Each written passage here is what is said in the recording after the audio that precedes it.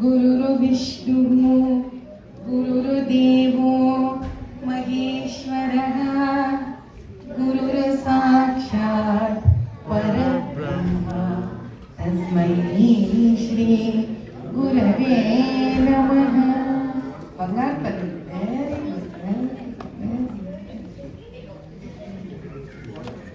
Good evening to all of you. Yeah, take it. Thank you so much. I think the program till now has also left you set of questions as parents to you, and also some kind of fear factors to you that is it so difficult to be really called as an Hindu and survive on this land. But for me, I would say I'm somebody who has never accepted a word called impossible in my life. So I believe everything is achievable. There's an answer for everything. Whether it is getting an admission in a kindergarten school, in a very, very good district school, or you're looking for a job, an interview, or you have planned to buy a Ferrari, doesn't really matter to you. There is an answer for every problem. And this answer comes from the only lifestyle that's nothing other than Sanatana Dharma. You may ask me why I'm so confident. Probably my life, the way I led it, has always shown me that there is an answer. But do we have the patience to pursue it is important. It's all about that whether we are looking for a door to open or we are looking for an instant window to just take a jump. My name is Kumpala Madhavilata. I'm born to a very, very, very middle class Brahmin man whose name is Ram Sharma and my mother's name is Sitama.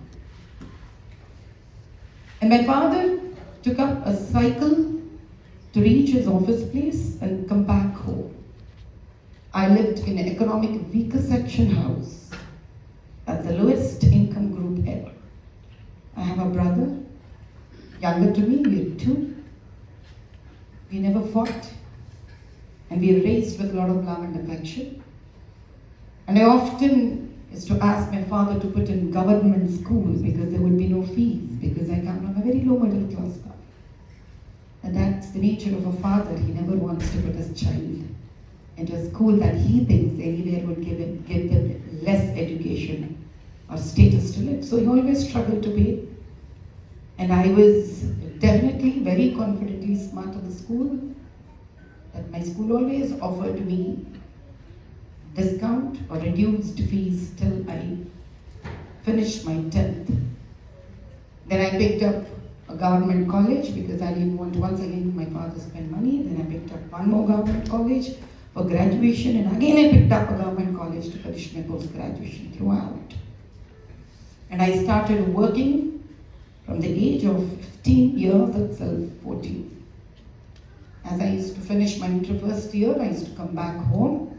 On the way to home, I used to go and teach government school children English. And in those days, each student used to pay me 10 rupees.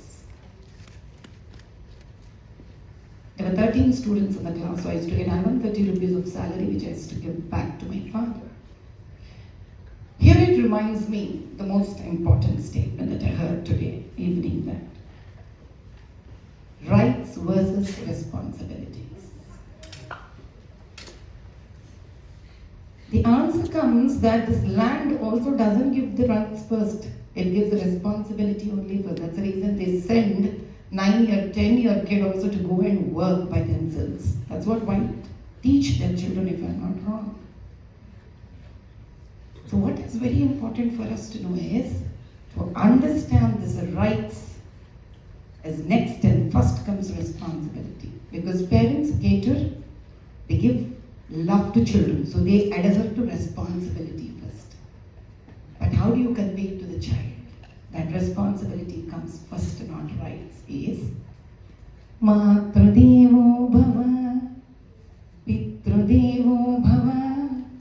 That's Acharya Devo Bhava. Why does the statement come even in Dharma? Because dharma is not rules and regulations. Dharma is way of living life to tell your child. Responsibility comes. So what's the responsibility here? The parents will live for us as a responsibility. We bow in front of them, killing our ego. That's the first lesson a child learns in dharma. And when our ego gets killed, then we bow to the feet of father and mother. We learn that we need to respect people, carry the responsibility of the family. And when such personality is induced into the child, that child would never come back to question the rights with mother and father. This is what is very important to be taught. And we have set of festivals coming up. And what do we teach when the festivals come? Let's take, for example, the Sankranti. How many of you celebrate Sankranti here? Wow. You know what is Sankranti? What is it?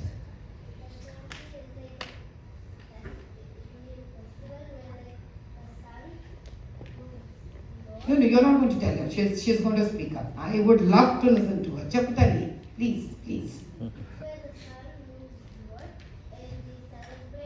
Wow. Please clap for her. Many of you do not even know what I said. And do you know the meaning of sun moving towards north? That means sun is moving towards Uttarayana. Yeah. And you know what does that depict? What does that call for? What is the meaning of that? Do you know that? I'll explain you. Sankranti has two things to teach us. Number one, when sun enters into the Makara Rashi, the sun moves towards the warmer and warmer temperatures of the earth. And that's the time when every one of us, having born as human beings, we would love to go out and work and make some money, name and fame and position for us. And this is called an outward movement of a human being. That's the reason we call it as Uttarayana Path, journey. It doesn't mean on a piece of map you're moving towards the north. No. It's that you're moving towards the upwards. That means you're moving towards raising you as an individual up in the society in the terms of money, education, work, name, fame, status, and position. And the movement, and there's one more thing that's important we all have to know from Sankranti is, on the day of Sankranti, in Bharat, in my country, not your country. Your country is US, so you are a Hindu American. American. Who are you? You are born in India? But have you not got your green card or citizenship yet? Then you are a Hindu Bharatiya. Got it? We recently have decided to call India as Bharat. So if somebody calls, who are you? So you don't say Indian, say you are a Bharatiya. Who are you? So sweet. So if you are born in America, you need to say you are a Hindu American. And I am born in Bharat, I will say I am a Hindu Bharatiya. Okay? We need to be clear about that. Because what is American or Bharat? It is a GPS location of our physical body. Right? My physical location after I go back to Bharat, where does it stand? It's in Bharat. But what does the soul belong to? Your thinking, your food, your taste buds, your language, your mother, your festivals. This is your pehchan, your atma, your identity. This is Sanatana. So you need to have a clarity that your physical GPS falls in the country that you make your bread and butter. You cannot deny it. But your identity as a soul is Sanatana. So if somebody asks you who you are, you need to be clear to say that I am a Hindu American for that simple reason. Now what does the Sankranti festival teach you more? On this day of Sankranti, a lot of crops like fruits, harvest festival, very good. The harvest comes And what does the Dharma teach you? Hey, do not eat all by yourself. Learn to share and care. That's what American schools teach, right? That is what the Sankranti teaches. So what I want to say to your child, hey dear kid, you and I have a share and care festival in my Sanatan Dharma. Let me introduce to you that beautiful festival. And the name of that festival is Sankranti.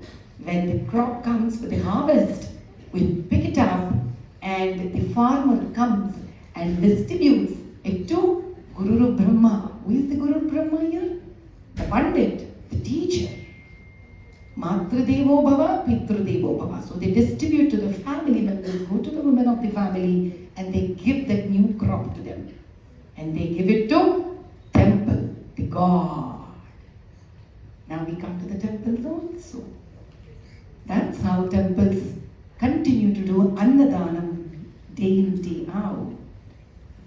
So the farmer here makes it a point that he keeps a portion of it for his livelihood, but he shares a portion of it which falls under sharing and caring concept of America.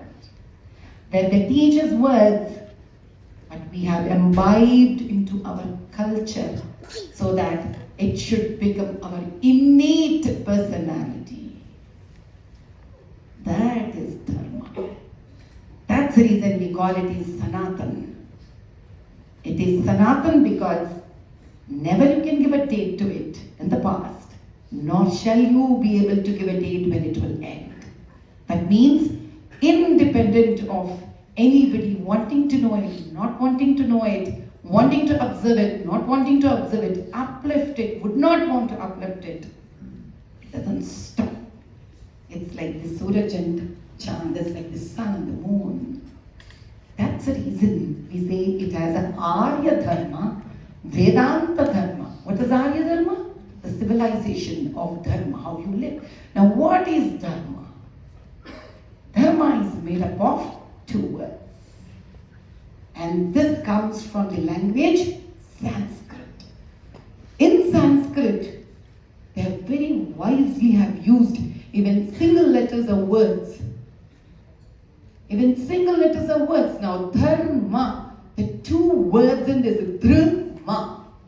Now, what is a dhru? Dhru is uplifting, upholding the justice and righteousness. Uplifting, upholding, justice and righteousness. I can see all little kids very active and participating. Let's all clap for them once. Giving always my sweethearts. It's only that how do we tell them is important. Now that we understood what is dhru, we need to understand what is ma. Ma is the ecosystem in which you apply the dhru. Okay? You're uplifting, you're protecting the righteousness, the justice. But where? If you're doing within yourself, it starts as first step. Then you're uplifting the dharma and justice in the family, the second step. Then you extend it to the society, the third step. And then you extend it to the country, the Janmabhoomi, the fourth step. So dharma is the ecosystem that you would create to give peace and prosperity and justice to yourself, to your family, to your society and to your country. Such a beautiful way of living is this Sanatan Dharma, that it will never ever has questioned you that it's good enough if you think about yourself. It always told you that be selfish to be selfish. It's interesting, right? Be selfish to be selfish. Now what is this? Now I'm asking you, be selfish. What is that? I'm saying you please uplift justice and righteousness. So when I uplift justice and righteousness, what happens? I get peace. I'm happy. But when I help it to the family to uplift, My family is happy. Oh, everybody around me are happy. The ecosystem is a happy ecosystem. Now the entire family wants it to be given and uplifted by the society. My God, the whole society is happy. The society is giving me a positive ecosystem. So I need to be first selfish. To be selfish, I first need to imbibe into myself this so that I'm happy and should wish and desire the dharma goes into the entire country and penetrates. Then everything around me is peaceful. Then I do not have to worry who is stunting my child, who is doing anything wrong to my kid, or who is deliberately wanting to plan something very negative towards them. What will happen to them? I do not have to worry because my constant journey is to be selfish, and that is to propagate dharma. That is Sanatana Dharma. And to understand this, it isn't easy. So what did they do? They have put it in a very academic way. Most of the religions one teaches that a particular messenger himself is the messenger of God. So let me pray this messenger as the ultimate God. If messenger is ultimate God, when will I understand who is God? The messenger can never be above the God, right? So messenger has to help me, introduce me to the God. If I'm stuck at messenger, when will I know who's the God?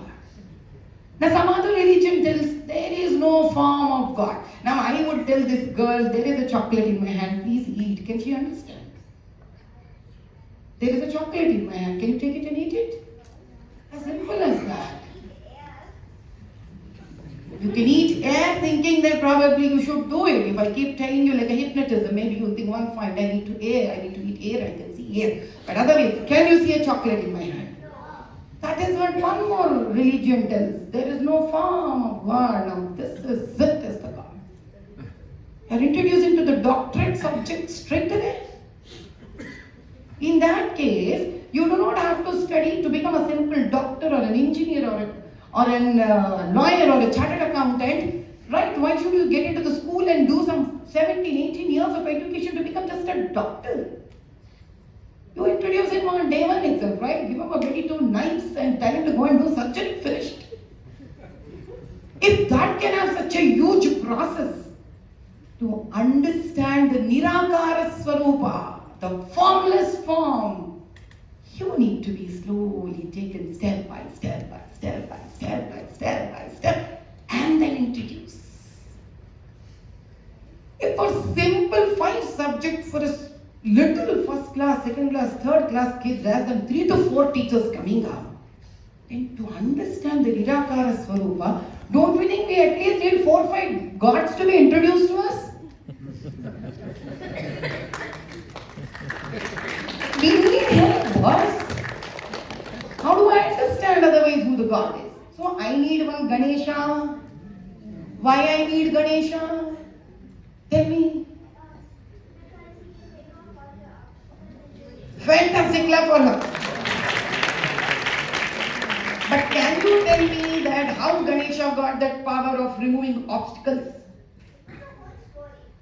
Yeah, but one line if I tell you, just tell me one line why Ganesha got the power to remove the hurdles. No, he never got killed. I'll tell you, see. Ganesha got the power to remove hurdles in our life because he went around his mother and father 3 times. So all the kids, all the elders here, are going to repeat with me as a respect for your mother and father.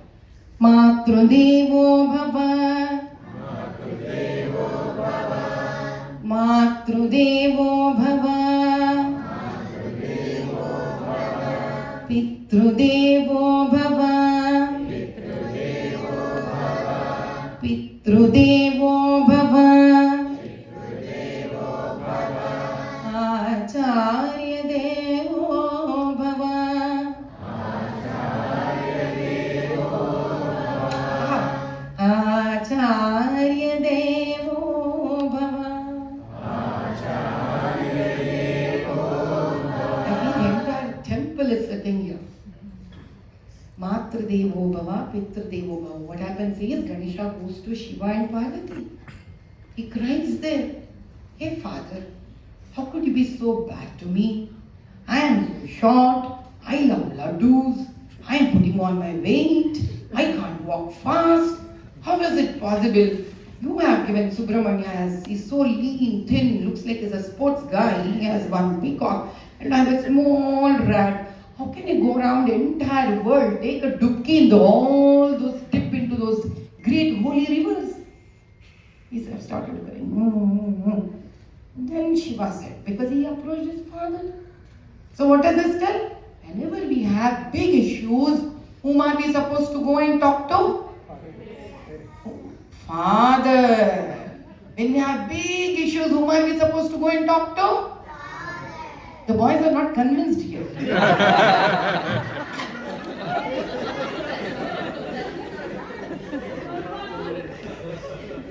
Hey boys, you need to talk to your father if you have a big issue. Okay? I'll tell you why it comes back to as a big gift. I'll tell you. Okay? Just accept with me at this moment. At the end of my session, you will definitely understand. Would love to go and give a hug to your father because you have no clue how much father wants you. Okay? So, I'll come there. It's a good question. I'll come there. The problem is very big. And it is about the society and standing up in the society. Because he needs to remove hurdles not for himself, for the entire earth. And what does father do? We always know that, father can never take a break. He always has to go and work. So to go and work outside, father does only one job. Let me understand the society. Let me understand how this man thinks. Let me understand how the world runs. Let me understand what the politics behind the world. So father is in the constant job of understanding the society. And Ganesha wanted a power that removes the hurdles in the society. So he approached father. If he was hungry, if he feels like crying, if he wants how to handle dad, then maybe he would have gone to mother. But the point?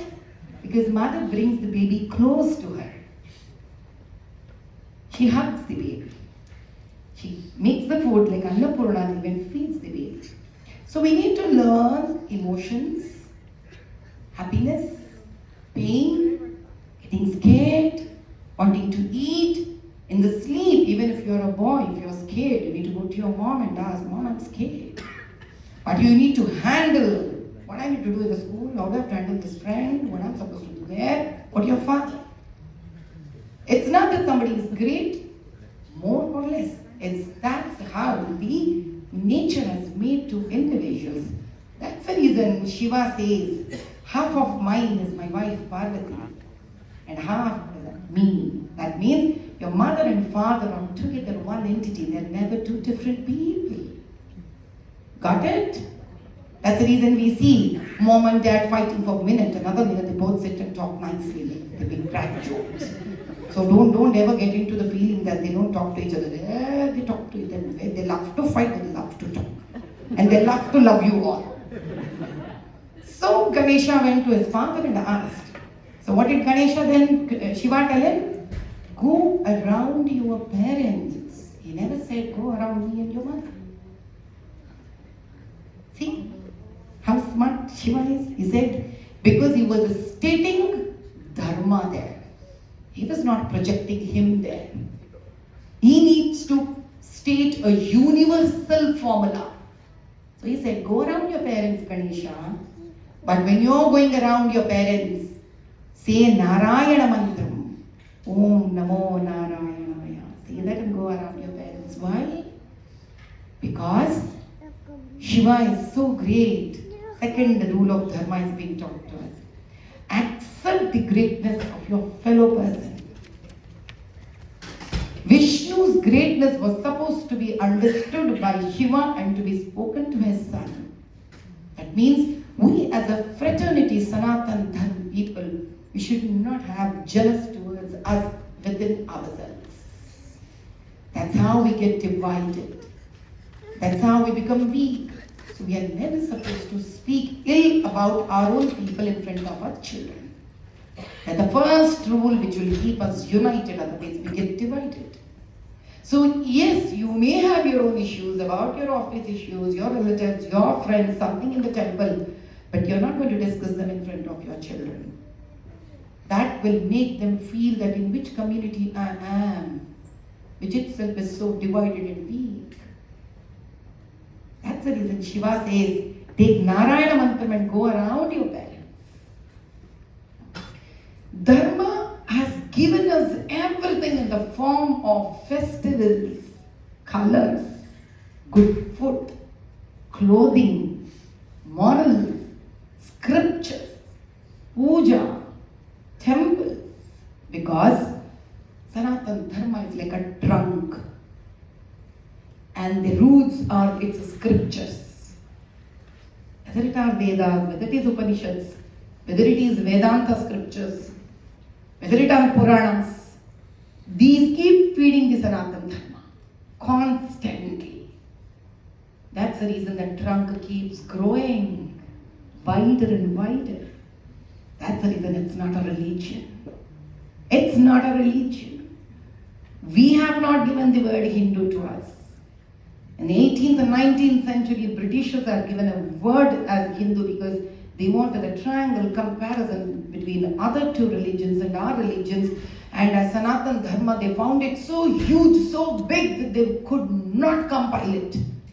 So then they said, okay, Sindh, Persians, they can't spell Sa, Her, Hind, Hindu, Hindustan, Hinduism, finished. As though it was their grandfather's property, they just quoted a word and we took it. That's okay. Because that's what now, just like you have nomenclatures, you call it hibiscus everywhere. You don't speak about your own name, you don't say, you say Naja Naja, you don't say cobra, right? If you have to talk about the cobra across the world, you say Naja Naja. So it's okay. Now Hinduism is a word that world can understand, doesn't really matter because with the word we do not become small, not we become big. We are whoever we are.